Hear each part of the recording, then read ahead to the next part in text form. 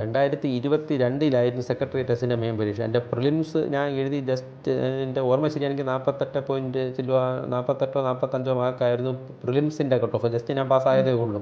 കാരണം LD ഒക്കെ പഠിച്ചതിൻ്റെ ഒരു വെച്ച് പോയി എഴുതിയതാണ്.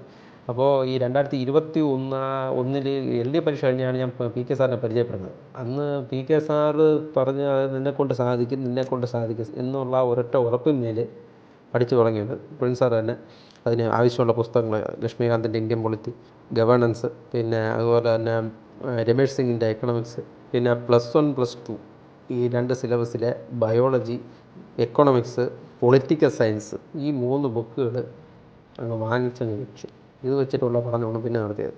പിന്നെ നമുക്ക് വേണ്ടിയിട്ട് പ്രവീൺ സാറ് രാവിലെ 5 മണിക്ക് പ്രത്യേക class Indian polity, constitution and constitution സംബന്ധിച്ച ബോഡീസ് അത് സംബന്ധിച്ചിട്ടുള്ള ക്ലാസ്സുകൾ എല്ലാ ദിവസവും നിങ്ങൾക്ക് രാവിലെ ഓരോ മണിക്കൂർ 5 മണിക്കൂർ തുടങ്ങി 6 മണി 6:30 ഇരുന്ന രീതിയിൽ ക്ലാസ്സുകൾ. അതൊക്കെ വളരെ വലിയ യോഗങ്ങളായിരുന്നു. അതായത് അതിന് പുറമെ അതിൻ്റെ നോട്ടുകളും പക്കയായിരുന്നു. അതൊക്കെ വെച്ച് തന്നെയാണ് പഠിച്ചത്. ആ ഒരൊറ്റ സാറിൻ്റെ ക്ലാസ്സുകളും അതിലുപരി സാറിൻ്റെ മോട്ടിവേഷൻ എന്ന് പറയുന്ന ഇല്ലെങ്കിൽ ഞാനിപ്പോഴും കോടതിയിൽ LD ആയിട്ട് തന്നെ ഇരിക്കും. കുറച്ചാണ്